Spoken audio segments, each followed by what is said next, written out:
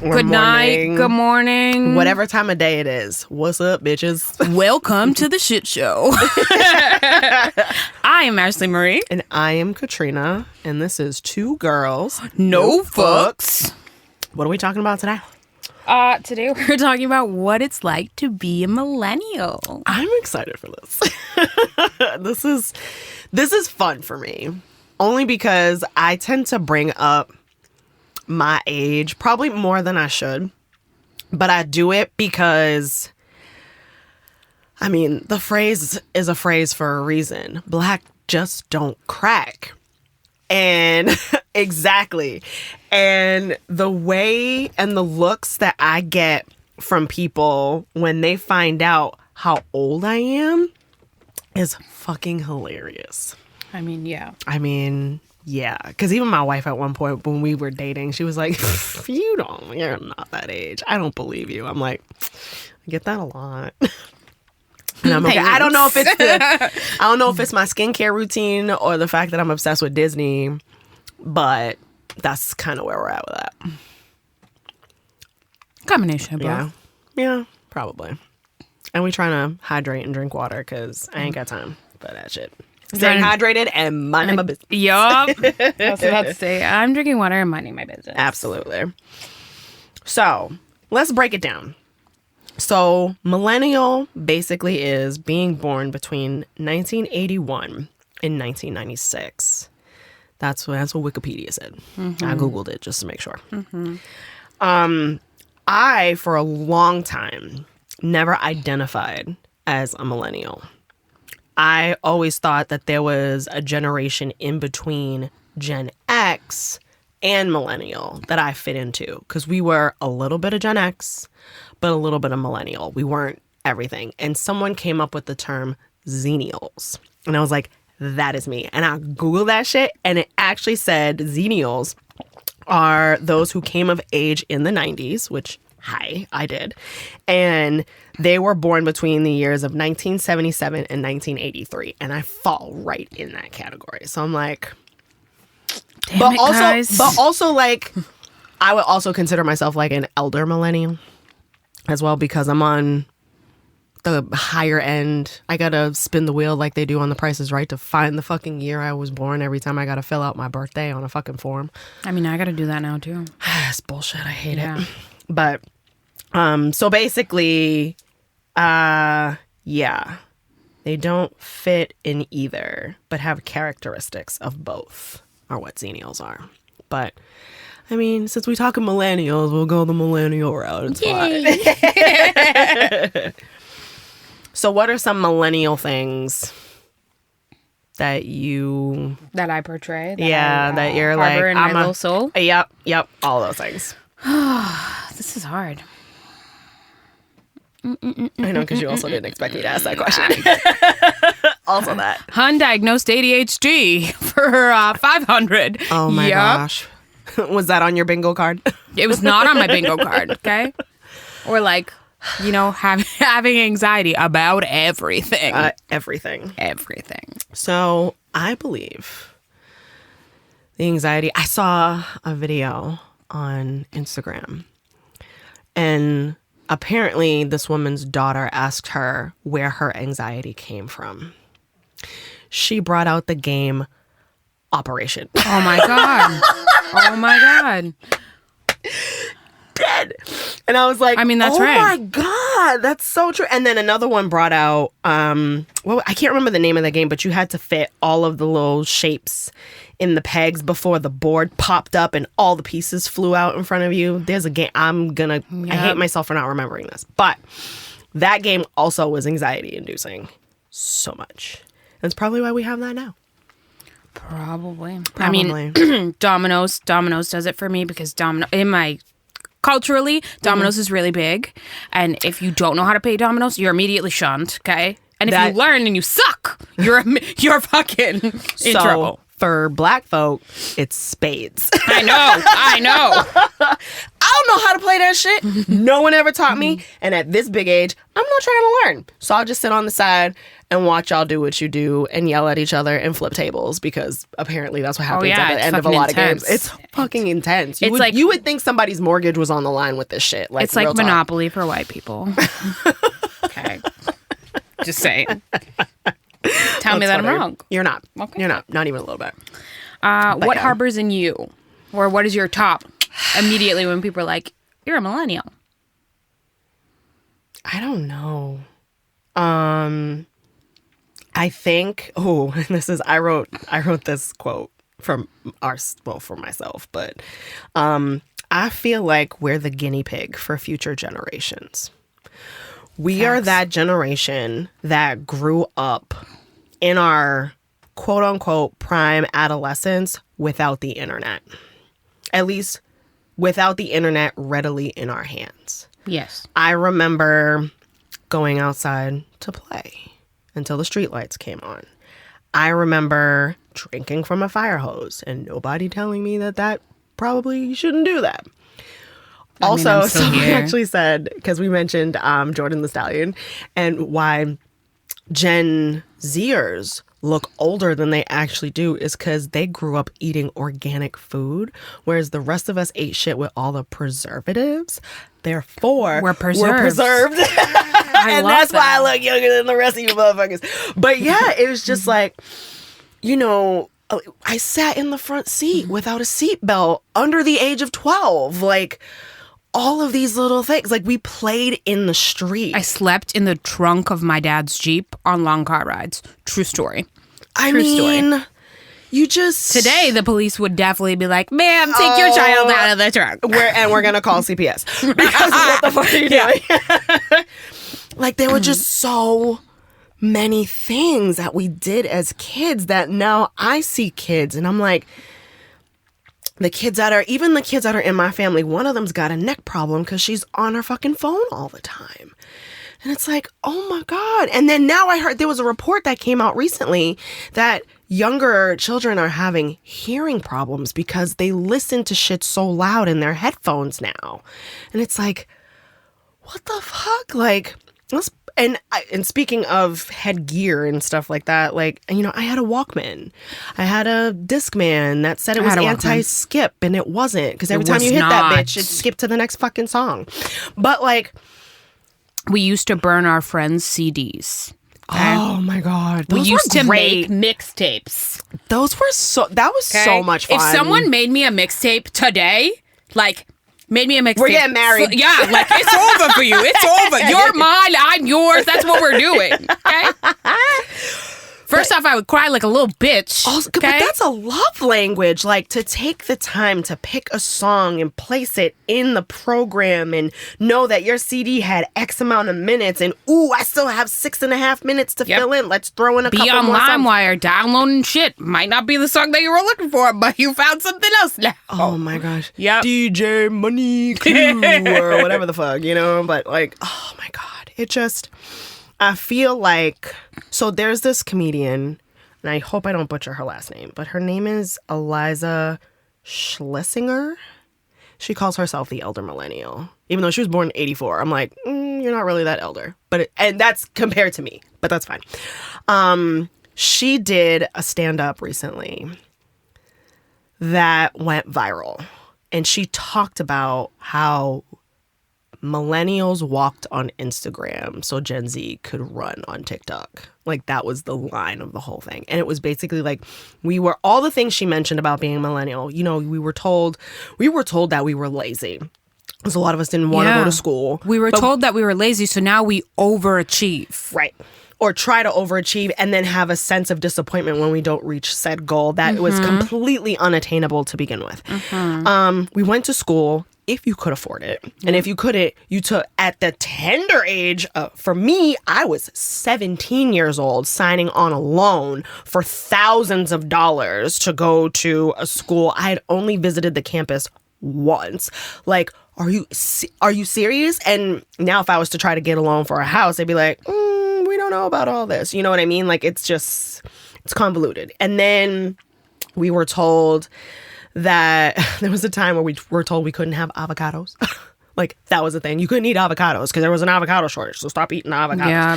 And then, like... Maria never stopped eating the avocados, by the way. She doesn't give up. It's all good. But if you went to school and then you graduated, when you graduated, there were no jobs. Nope. None whatsoever. Then the market crashed. And you were crashed. already in fucking debt anyway. You were in debt up multiple assholes, some that were yours, some that were not. And you had to figure out how to pay these bills, pay back your loans with the degree that you received, but now you're not in a job in which you got the degree in. It just, there were so many nuances and so many ways that I think our generation kind of changed the game for the kids that are coming up now. For sure. Like, we were the ones, and it was so funny because someone actually... I saw this recently and they said, where are all of the older gays? Like, where are they at? And it's like, oh, they're dead. Yeah. Because they were killed, murdered, or took their own lives because they didn't fit in. There was no support. Whereas now I see the kids coming up, they're coming out when they're in high school. And I'm like, that's kudos to you. So some of them are coming out and some of them are already, starting their transition. At one point in my life, I was like, I want to be a boy. This is going to be easier for me. I want to be a boy. And kudos to my friend, Billy. His full name is William. William decided that, okay, I want to be a boy. I'm going to play basketball with the boys. William checked me all day. All day. One afternoon playing basketball to the point where I ate so much cement, like, oh man. So you're a cinder block now. Yeah, like I was just a part of the house, bro. I was just a part of the house. No, you were now part of the court. And I got up at the end of that and I was like, this is not for me. This abuse is not for me. Yeah, no, not at all. Yeah, that was trash. And then he's like, are you done? Are you done? Oh my God. Thanks, Billy. Like, yeah. Thanks, Billy. Appreciate you for that. He's like, you were made a girl for a reason. Don't let anyone make you feel like you shouldn't be a girl. Oh. And it was like, from this coming from some of my, like, it was just so strange. Interesting. But, I mean, I appreciate that. That's fine. Well, it's because he knew that it was not coming from the right place. Like, I was just it would be easier for me to be a boy. Yeah. Because I have all these boyfriends. Yeah. And, like, my brother has it easy. So, like, why don't I just be a boy? That's fair. And so, like... I was going to ask where that came from, and you just answered No, that he question. was, like, a legitimate good friend. No, for sure. We're not as close friends anymore, but that's okay. I still, whoop him on social media. We appreciate you for that. And so thanks for checking me. Thanks for detouring her. Like, checking you, literally. Literally, like, and physically. Scuffed my sneakers, scratched my everything. Oh, yeah. Oh, that's rude, well, because Billy. I went full on. Like, I had ace bandage on my little titties at the time, okay? Yep. Oh, because you were trying to keep them from growing. Yeah, because I was like, this was like a whole, like, 2-day I was like, going for it. Do you remember that movie Now and Then? Have you ever seen that movie Now and Then? It's Give me a little bit more. Demi Moore, Rosie O'Donnell, Christina Ricci, Thor Birch. No. But now I'm gonna have to go find it. Oh, it's so good. So basically, one of the girls, the character that's played by Christina Ricci, she's growing up faster than she wants to, and she is in a house full of boys. So during one of the scenes, you actually see her taping her boobs down, and that's what that reminded me of. So I didn't even have, like, I had, like, no titties, like, nothing, okay? And I was just, like, so mad that I was either not going to be a full-on girl like everybody else was at that time, and I wasn't, like... How old were you when you were thinking that?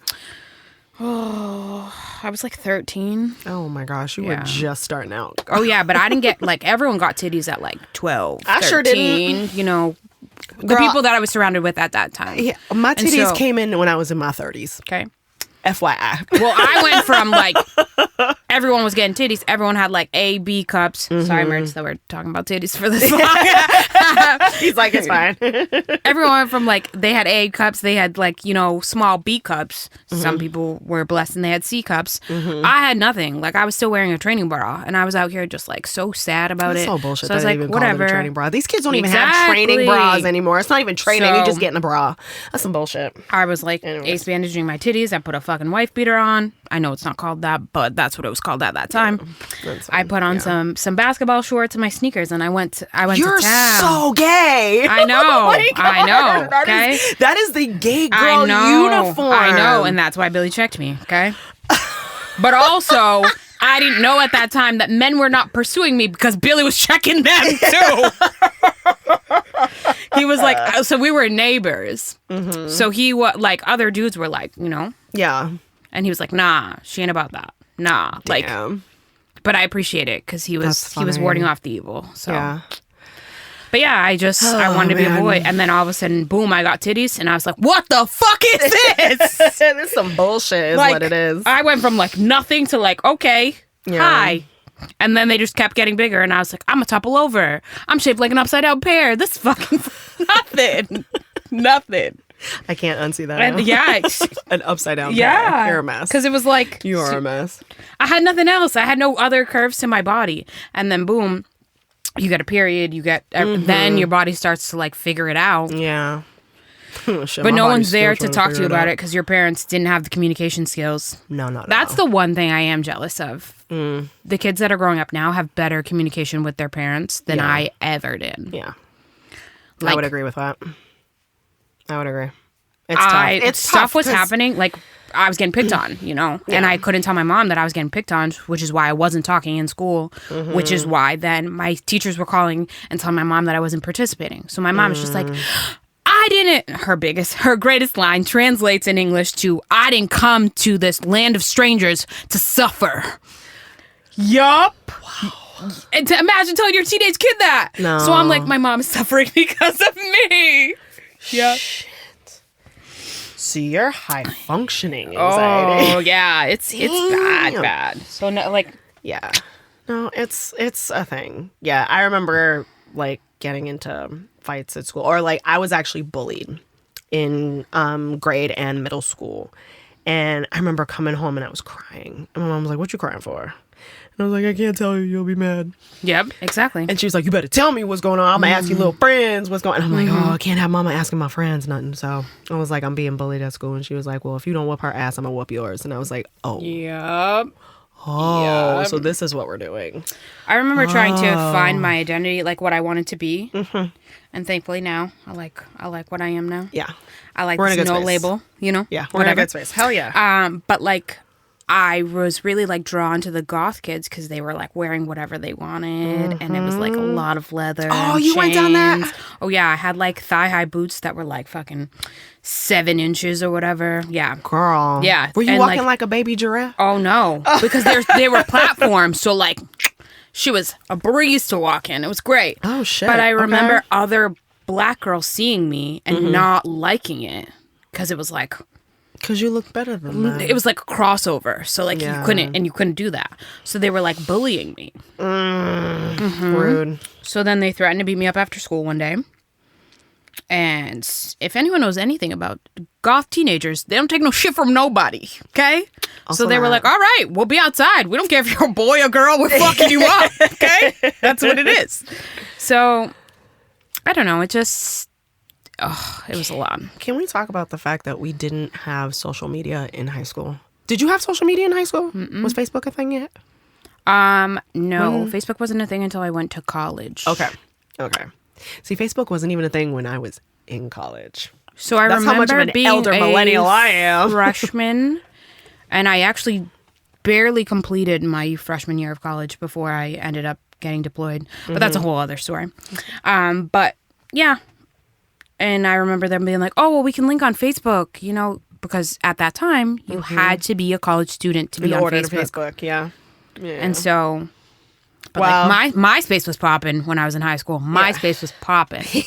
But like, again, you didn't have the ability to check it throughout the day. So you checked it before you went to school. Or when you got home. And you put up your away message on AIM, okay? All the time. And then you went to school and went about your business. If you had a cell phone, you had a Nextel, okay? Oh, y'all had Nextels? Yep. We had the Nokia brick. You had a Nextel, and you were click, click, to your friends. Not the broop, broop. Yep.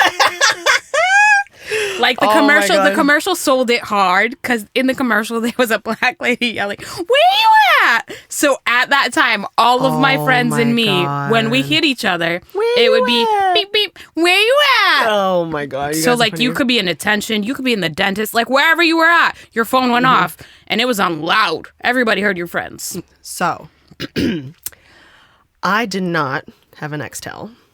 I did not have a Nokia. I had a Motorola two-way pager. I wanted a pager so bad. So like when I tell you my mom had one, she kept it on top of the fridge because I would fucking call from my house phone just to have it go off. Like you ain't shit. Oh, yeah, I'm not. It's so terrible. My two-way pager had a phone number that you would call, and then you would enter a PIN number that was specific to my pager. An operator would then pick up and say, "What message would you like to leave?" And then you'd leave the message, and then there it was. You couldn't tell me shit with that pager. Fucking loved that thing. That was amazing. Oh, and let's not forget the fact that, especially being millennials, we were the ones who used to pay for text messages. Yep. BT dubs. It was 25 cents per message. That was sending and receiving. Did you ever have the T-Mobile Sidekick? Yes. Was that not the best phone you've ever? It was the owned? greatest. I want it. Like if they bring it now. back tomorrow, I'm I getting will throw one. this iPhone in the trash. So fucking quick. I want it back so bad. Full on screen, full keyboard. Like what more could you ask for? And the thing would light up different colors when messages would come in. I fucking love that so much. But yeah, I thoroughly enjoyed not having social media in high school. I also appreciate that all of the dumb shit I did doesn't live anywhere. Doesn't live on MySpace either. It doesn't live on MySpace because that shit's gone. Because it was fucking wiped clean. Yeah, they wiped that shit real clean. But I'm sure there were Polaroids that are probably in a landfill right now. And no one can say shit. I can't say that because some of my high school friends still have albums. I received a photo late last week. Funny. For my birthday. And I was like, I don't know who that broad is in that photo, but tell her to put some pants on. Thank you. It's not me. Thank it's not you. me. I don't know what you're talking about. Wasn't not me. I. It was Shaggy. It wasn't me. Okay. That's where we at with that. The new trend on social media where you can't summon a generation with a song is my favorite thing right now. I was just going to ask about music of our generation. First of all, it's almost, and I say almost very lightly, a cooler reproduction of shit that was released in the 60s and 70s. Because a lot of music, I hear music of the 90s and 2000s, and I would show my mom oh, da-da-da, and then she would go, I know this is what the song really was, and I was like, oh my God. But those two I can still fuck with. The remakes of right now, no, throw them in the fucking garbage. No, I don't like it at all. And that pisses me off so much when I'm in the car, and I actually, because I'm one of those that listens to the radio when I'm in the car, and I hear the beat drop, and I'm like, oh shit, this is my jam. And then I hear some little dude starting to rap off beat, and I'm like, who is this? What are you talking about? This is not the song I wanted. And then I ended up changing the station because it's trash. Facts. Stupid. But music, music was nothing touches 94 to 5 through 2003. I said it. Wrong. I said it. That shit was prime music in that day. And I'm not just talking about hip hop or R&B. I'm talking across everything. All genres. Everything. I think it was a song. My wife and I were at the gym, and tell me why Chocolate Starfish from Limp Bizkit came on. And it was actually rolling, and I was jamming out to this shit so fucking hard. She was like, who are you? I'm like, I don't think you understand the chokehold this song and this band had on us in our adolescence. I get you a little wee one so you don't get it, but oh my God, all of the music was so good. So good. I miss it. This is why I listen to Beyonce, Prince, and Michael Jackson on a constant loop. Missy Elliott gets thrown in there from time to time. You said that exact same thing on a previous Did I? Like that exact. That's my shit. I'm having a time. That's right and listen, but see, Mert said, yeah. And that tells you I'm consistent with my shit. Done. This is what I listen to. This is my comfort zone. And every time I try to step out of bounds with that, I feel like that dude in Dodgeball. Like I'm constantly getting hit. Oh, yeah. With shit that is just not for me. So, whatever. But yeah. Stop throwing wrenches at yourself. Shit. It's not even throwing it at me. They're throwing it at me. They're the one forcing this ear disease in my fucking brain and shit. I don't know what I'm saying. It's Monday and I'm tired. So, I have a question for you. Yes. Would you want to be born in any other generation? No. Okay. That answers that question. No. Once upon a time, I got to learn to use a computer.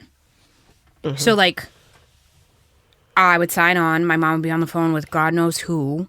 And I would boot her off the phone to sign into my dial-up internet. And, you know. Because I was like, wait, how did you... The crazy-ass noise that it made. It would be... crazy. Yep. All up in your ear. Yep. Whenever my mother would pick up the phone when I was on the internet, and I'm fully immersed in a conversation with a complete stranger on the internet. Stranger. And then the entire... And maybe that was the good thing about AOL back in the day. The conversation not only was gone, I couldn't find the other person because we were in a chat room. Yeah, you would never There's find no the way. other person. I'm not finding this person ever again. It's hilarious. But also, they need to bring that back. Shit, because there's some conversation. Then it will give you your whole like anonymity. It'll give away everything. That's like stupid. now things are even linked. So like a while back, your Instagram wasn't linked to your Facebook. Oh, now I can literally scroll from my Instagram to my Facebook to Threads to wherever else I want to go on the internet, and it'll all show up with my fucking picture right there. It's so rude. Can't even be not me for a second to look something up. Shit. Nope. Google's like, hi, Ashley Marie, how are you today? I'm like, mind your fucking business. Shit. So one of the apps that I have, it's the Chrome app, the internet app, and it asks me every time if I want to sign in. And I'm like, no, I don't. Because I don't need you sending me suggestions on what I should look like when I accidentally click an ad for a fucking hair tool that I don't need. Like, leave me alone. But yeah, I don't know. Being a millennial ain't all that bad. It's not. I wish some things were different. Like in that time frame, the black women that I did see all had straight hair. Like they didn't. Like you saw Naomi and Tara, and you were like, they were I want to be that. With those weaves. I want to be that every day. Now, children that are growing up are seeing afros, and they're seeing like. They're embracing their natural hair. Yeah, and that like my nieces embrace their curls in a way I never could at that age. Oh no. Ever. So let's talk about it. So how about every 6 to 8 weeks, Mom would get the little white box with the neon writing on it. Yep. Just for me. Just for me. And sit my ass in the chair, towel tied with the elastic or a scrunchie around your neck. And I was already starting to cry. Okay. Yep. And she was like, your hair into four sections, and in each section would apply this cream that would burn your scalp. Literally. Burn it. And wasn't it so fucked up that they said the more it burned, that's how you know it was That's really how you know it was working. And you're like, no, it's on fire. And they're like, just leave it alone. You have 5 more minutes. Absolutely not. And nobody said that this wasn't okay. Up until recently. Yeah. Did you see that, was it a class action lawsuit that you can apply for to be like, because now they realize. So they can give me $7? Like, let me just live with my trauma. Thank you. Also that. Good. Also, never. So I would do and get those hair treatments every 6 to 8 weeks. And then when I got to undergrad, when I was 18, and I remember I had just gotten my hair done before I got to school. So, you got to wait the 2 weeks before you can wash your hair again. So we get to the 2 weeks. I'm in the shower. I'm washing my hair. I am putting my fingers through my hair. And all of a sudden, I look at the palm of my hand and I can't see the palm of my hand. It's just hair. Yep. It's just hair. And that was the last time I got a relaxer in my hair because I'm like, I'm not doing this shit ever again. And then the process of growing it out is even worse. Oh, it's not absolutely because worse. Especially when it lives at like the lobe of the ear. The roots of your hair start to get better. They start to recover. The ends of your hair look like those you tried to iron it. Those birch with the actual iron. With the birch trees in the horror stories. That's what it looked like. Hanging and then from you gotta this cut beautiful it all curl. off. You have to do. I did a big chop when I was 25. My hair was more than halfway down my back. I cut it to where it was an inch off my head when you pulled the curl. So I had a little panic attack. When it first happened, I was like, oh my God, I can't believe that. And my sister was like, bitch, chill out. She put some product in it, curled up quite nicely. And I was like, all right, cool. We good. We're gonna live with it. Yeah. But it takes that. Like, yeah, it's trauma. It is so trauma. Like right now, the most blessed person in my household with hair, it actually might be a tie. My son's hair is like, oh, his curls are beautiful. Perfect. Beautiful. And I will not let anyone do anything to them. No. Nothing. No, don't do it. My daughter, though, her curls are tighter. They're beautiful. But my daughter has a natural ombre, okay? So she has darker roots and lighter ends. And I'm just like, people would pay good money for this. Real good like, money.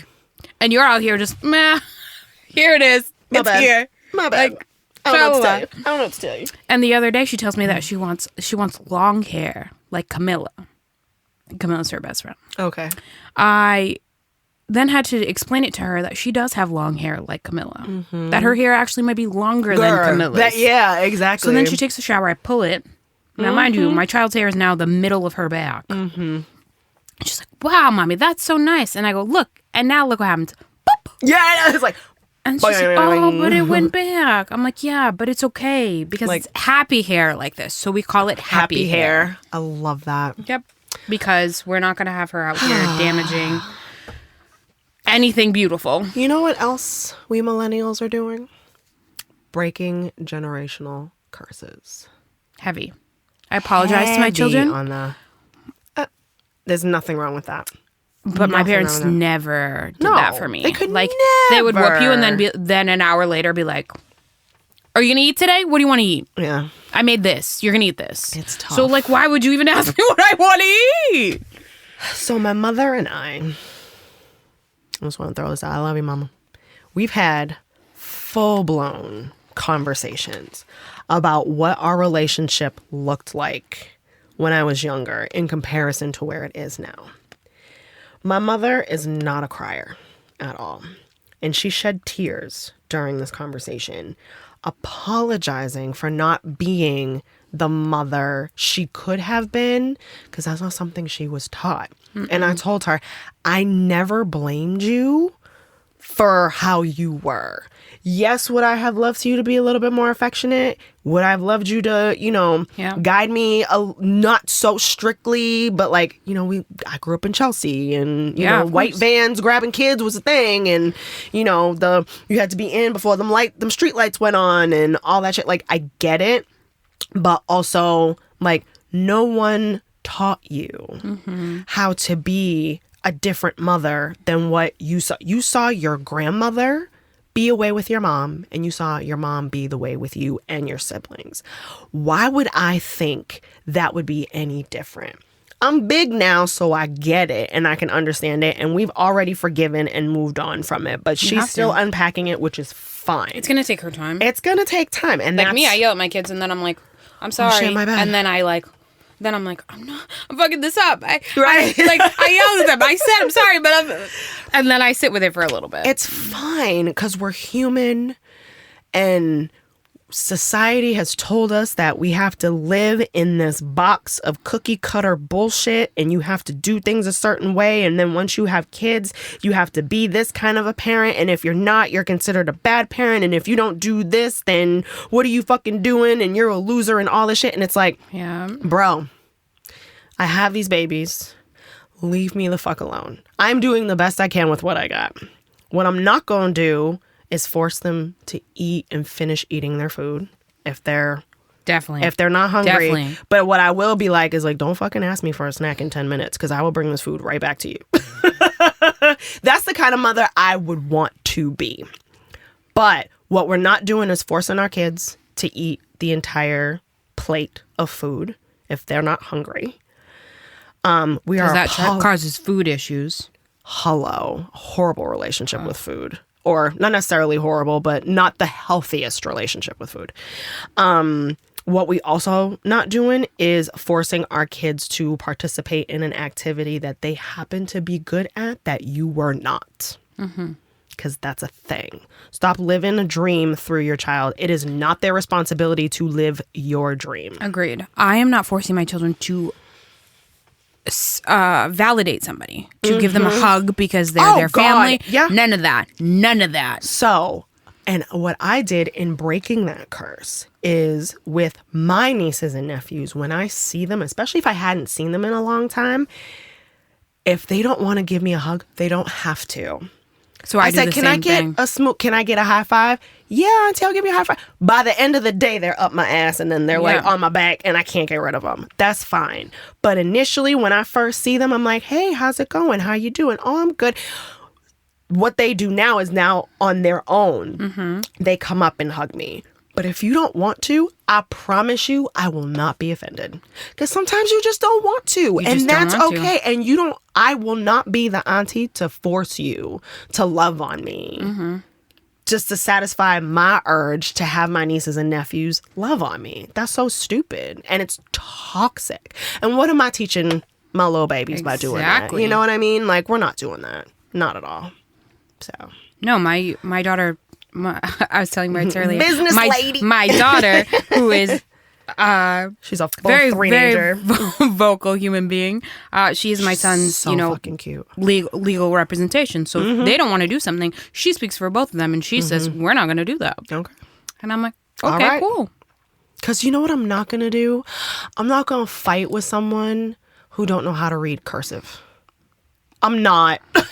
See, I'm not going to fight with somebody who don't know how to read. Also that.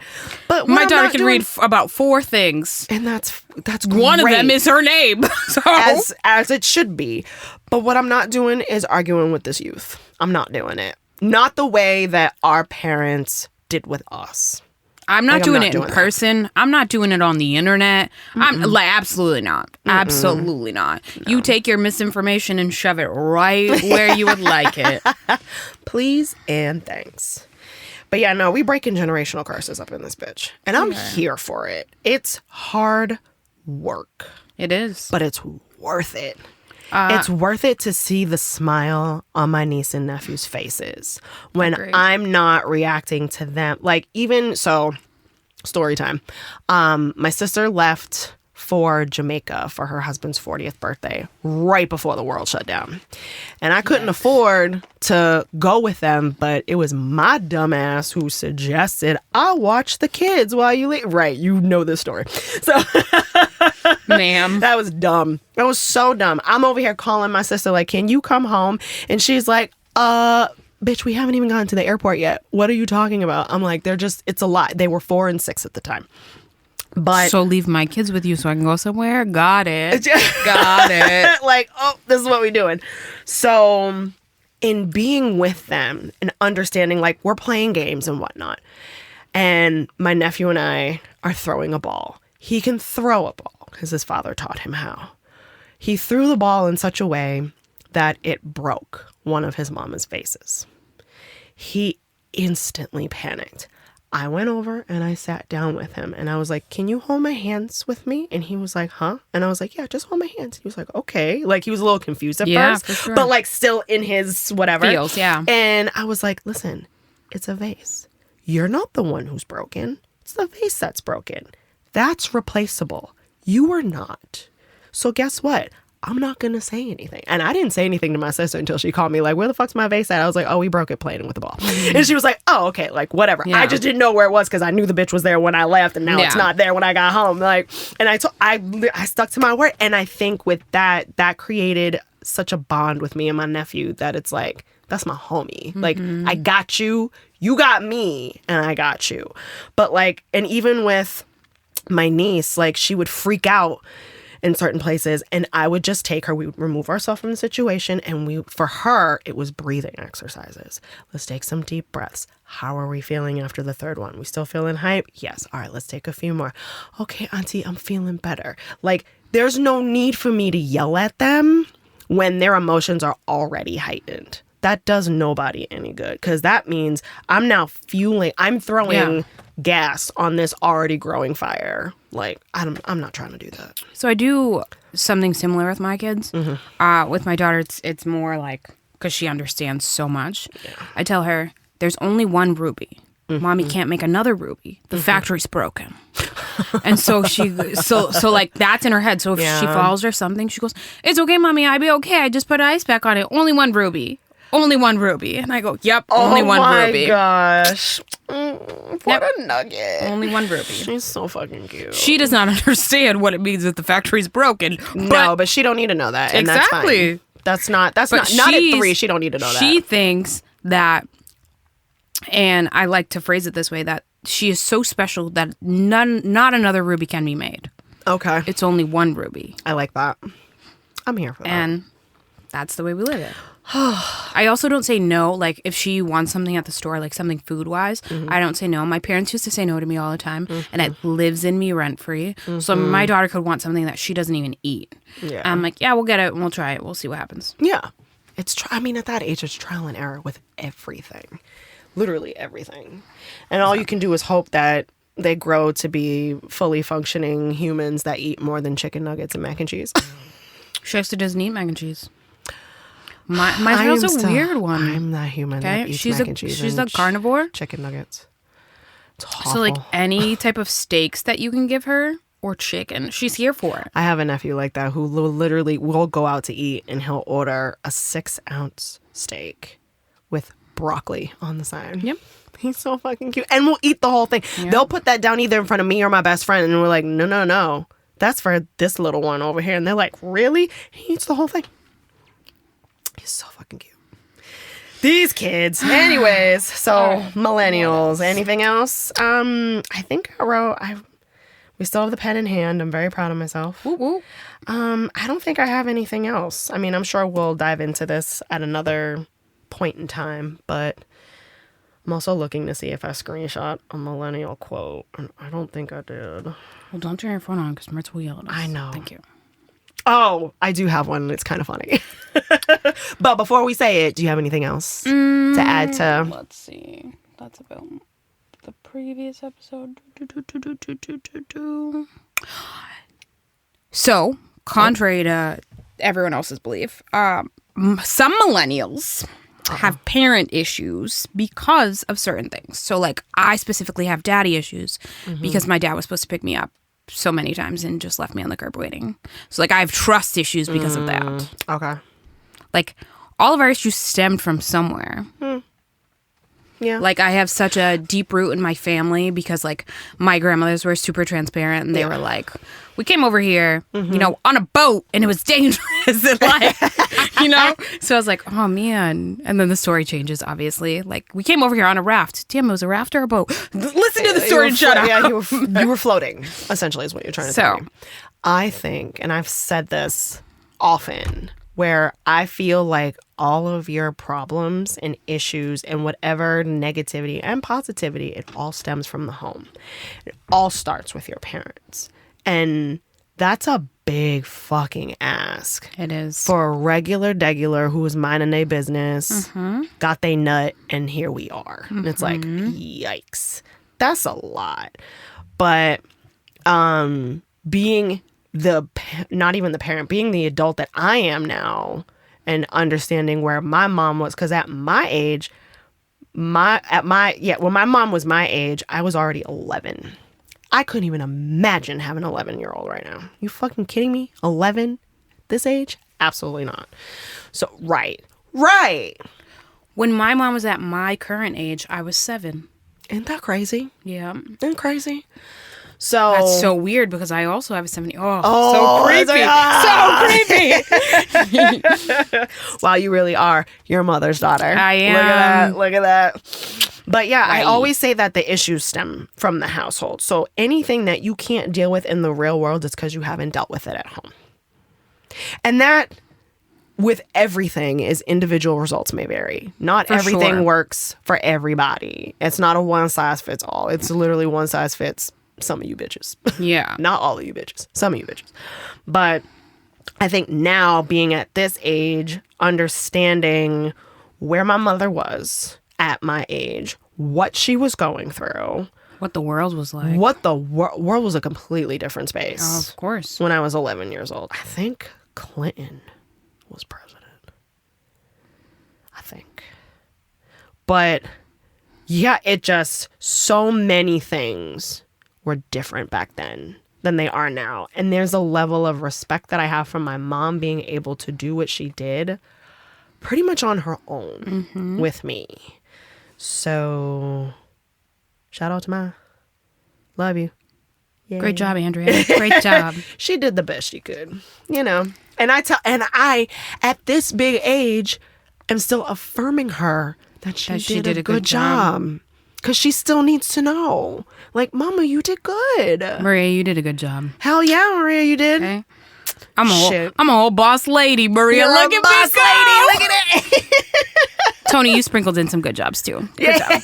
Thanks, Dad. I mean, you know, Mike did what he could. And it's fine. But I think we're just about done. So if anyone has anything that we forgot about being a millennial, feel free to hit our us knees up. hurt because of juvenile. We know that. Oh my God. Don't tell me about that. I already know. My back hurts from leaning and rocking. Thanks. Yeah. Oh my God. Yeah, we'll get into this again for sure, because there are other things we got to touch upon. But anyways, thanks for making it this far into the episode. Follow us on all the social mediums. Like, share, subscribe, comment, all the things. Input, all of the things. Please. Engagement is important. And shout out to Mertz, woo woo, and the Bridge Sound and Stage for having this dope ass space for us to be silly in. And today's quote, it's so fucking cheesy and I love it. It says, the quote unquote millennial used to make us sound so young. Yep. Not no more, bitches. Not on paper, but if you look at this face, though. Hello. Okay? Like, when I try to tell people I'm an elder, they look at me like, you're in college. No, I'm not. Not no more. But that's it. All right, bitches. We will see y'all next week. Bye.